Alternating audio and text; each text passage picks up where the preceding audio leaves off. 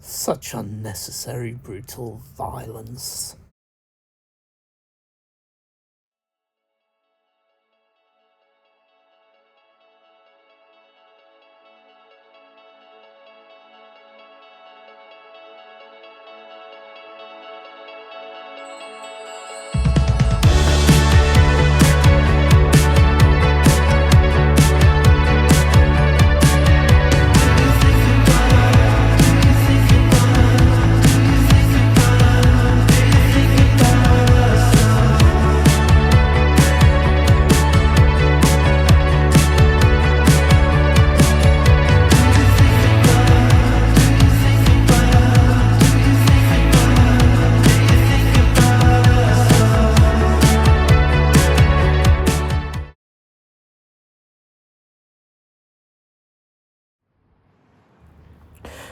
It's another pre-dawn video for you.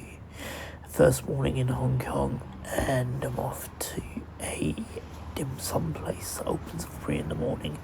Almost guaranteed I'm going to be the only non-Cantonese speaker in there, and they've got a reputation for being quite sharp, quite quick, quite Hong Kong, so it's going to be interesting.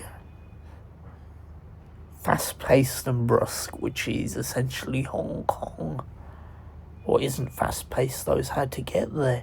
It's showing as 3 different night buses, all pay separately because there's no cap in Hong Kong, or a 1 hour 25-minute walk. It doesn't even look that far, but let's grab an Uber.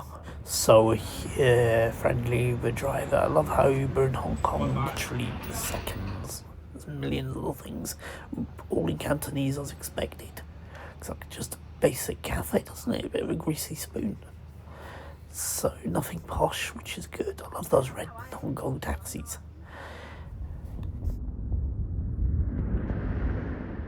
This is Mr. Chui, and not my picture, so if you do happen to be watching this and this picture belongs to you, and I can tell, but let me know and I'll probably ignore you.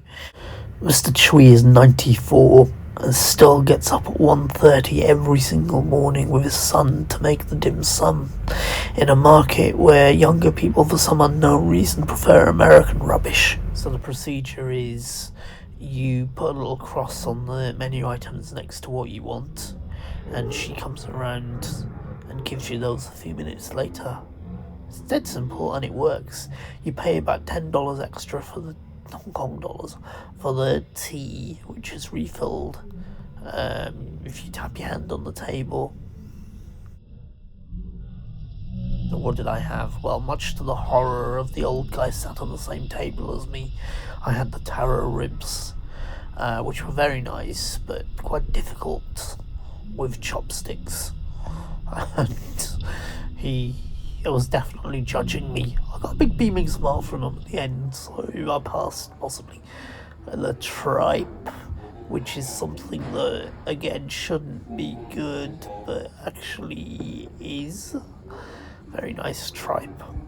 They also do a curry tripe, which is a bit extreme for a Westerner for breakfast, like. I'll still try it, though. Maybe I will. Maybe I'll film it. This is Sha Sui Bao. Don't get at me about the pronunciation. I know it was terrible.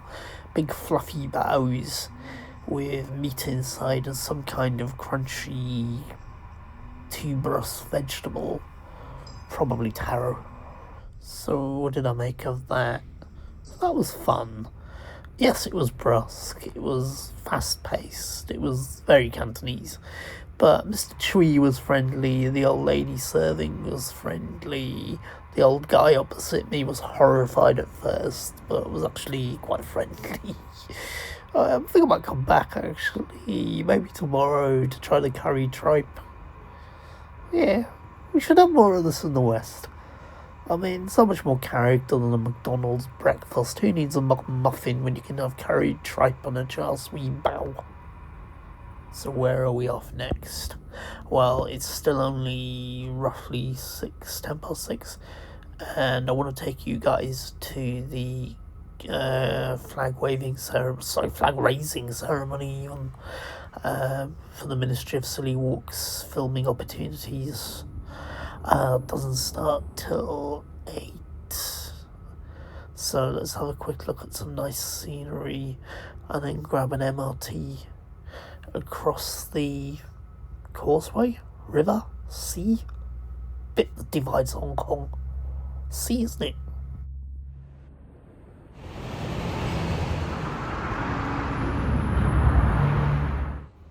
Hong Kong confuses me, similar to Cape Town, in that the road markings are similar. Aside from the odd bit of Cantonese, the road signs are similar. It could be Chesterless Street, or it could be Basingstoke, or it could be Bathgate, but you're very definitely not in Britain. This is a golden Bohemia, by the way.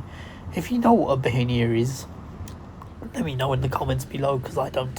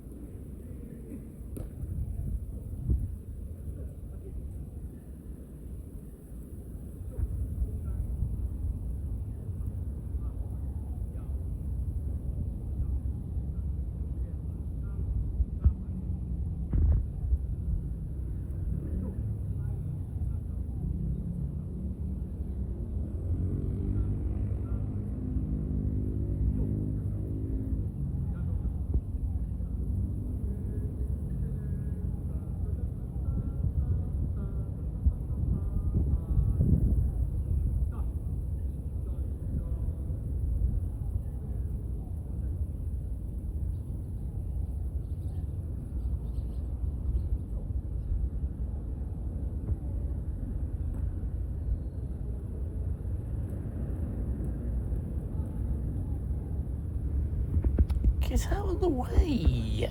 How rude.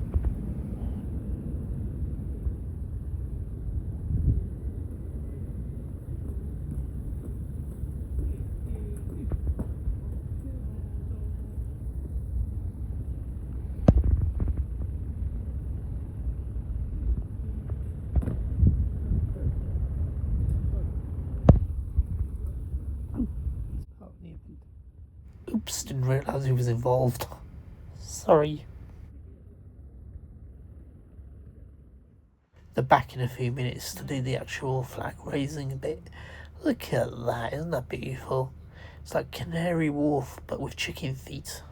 Wanted to show you this.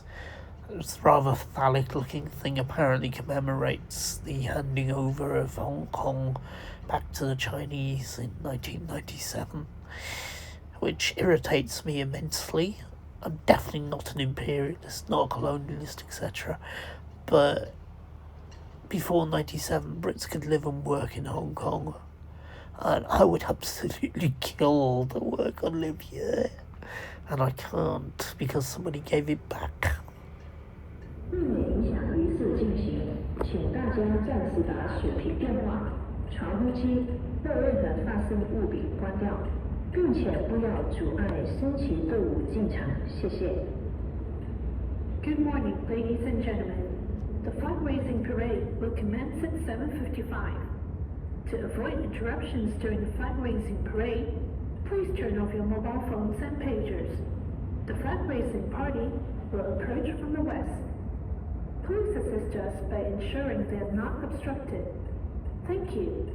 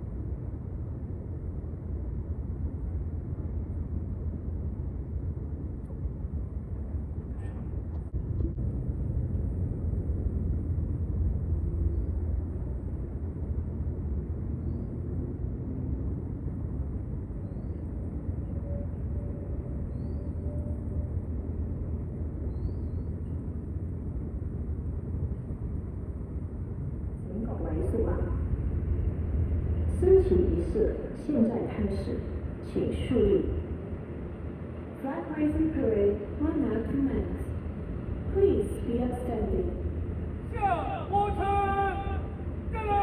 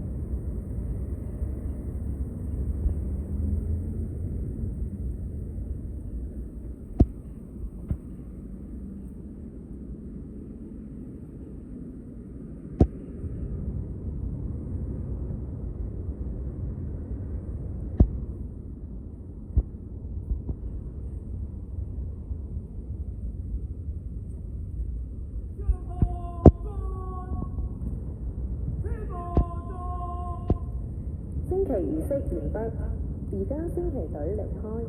多謝各位今日嚟臨參觀升旗儀式，希望大家欣賞同有一個難忘嘅經歷。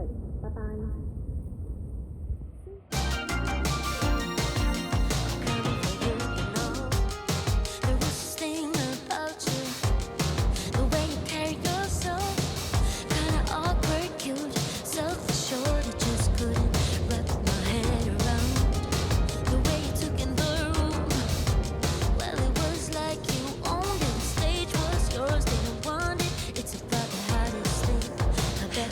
Now when I saw you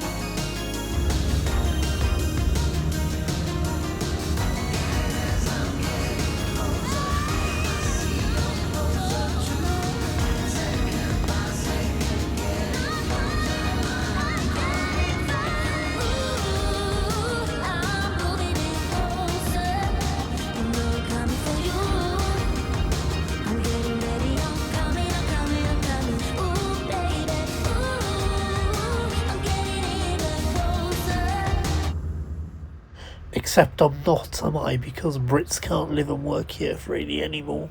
Thanks, Chris Patton. Okay, let's check out the Star Ferry. I've been wanting to do this my entire life, bizarrely. I used to commute to work in Malta via ferry, but nothing compared to the Star Ferry. I paid the extra few dollars to take the top deck. Need to come back and do this at night when it's all lit up as well. Apologies for the weird lighting on this. I'm shooting using a new iPhone 16 Max Pro, and there are a few design faults I think that Apple need to iron out before the next one. Apparently Apple are looking at making the iPhone 17 the thinnest phone ever. Sort this out first though. For one, I mean, look how dark it is. The light just suddenly drops when you're filming for no apparent reason. Also, the torch flashlight on the phone randomly switches on when you're filming, which is a little bit awkward if you happen to be filming in an art gallery or you're stalking someone cute, etc. Imagine being able to get a train all the way from London to Hong Kong. Well, from 1915 to 1975 you could. You'd hop on the train in London, take the boat train to Paris, rattle your way across Europe to Moscow, take the Trans-Siberian right the way through Russia, down through China and into Hong Kong, and this is where you would end up, at the clock tower here in Kowloon. An adventure that must have been. And even better, you were allowed to live and work freely here. I'm not jealous at all.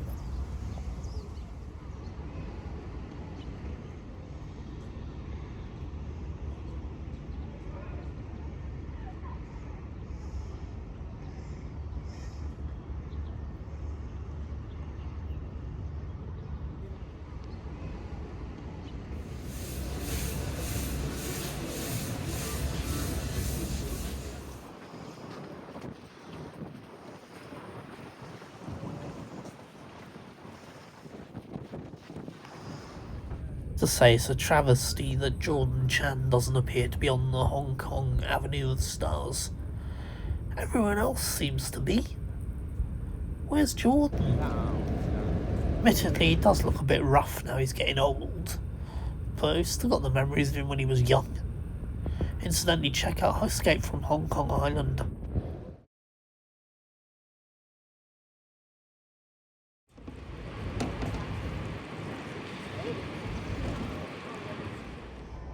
I'm at the M Plus gallery. I have a slight problem with galleries that, or museums even, that charge you a lot of money, in this case the equivalent of £12, and then make the majority of the place free to enter. What exactly am I paying for? This just, I mean, yeah, that view is absolutely gorgeous, but they can't take credit for that. Nowhere near as good as the Mocha Museum in Cape Town. That's the best ever. Right, so who needs sunflowers when you can have animatronic pensioners in wheelchairs? If this was mine, I think I would have made it a sandpit for them to skid around in.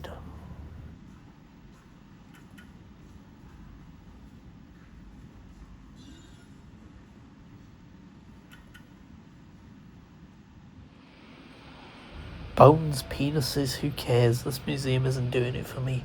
Let's get out of here and head for Hotel Icon, where I've got a Godiva afternoon tea booked. Until spring 2025, Godiva are sponsoring an afternoon tea at this luxury hotel, which, strangely enough, given the brand, is all about chocolate. Yes, that is foie gras at the bottom of the menu. And I know foie gras is controversial, but it's delicious. And let's be honest, if someone asked if you wanted to be foie gras, you would agree happily.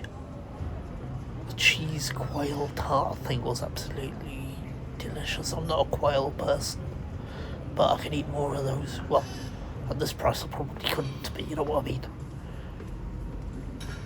This was drool worthy. It's the fettuccine. There's a foie gras piece chucked in there as well, don't shout at me. Yes, this. This is fantastic. The only slight concern I have is knowing which bits are edible and which bits aren't edible, because it's not entirely clear.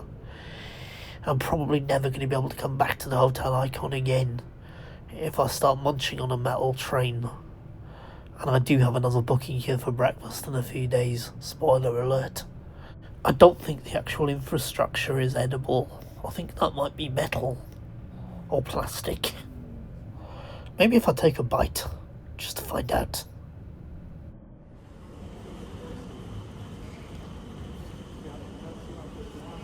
Then I witnessed the brutal homicide of a gingerbread man. As a ginger person myself, this has affected me deeply, and I'm traumatized and triggered.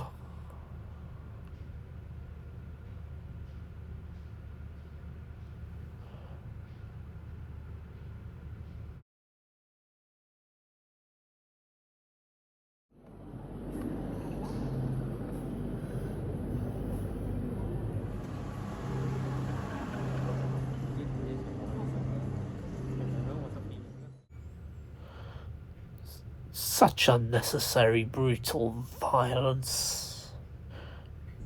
I'm off to have nightmares about expiring in a cup of extremely expensive, top quality hot chocolate. Catch you tomorrow.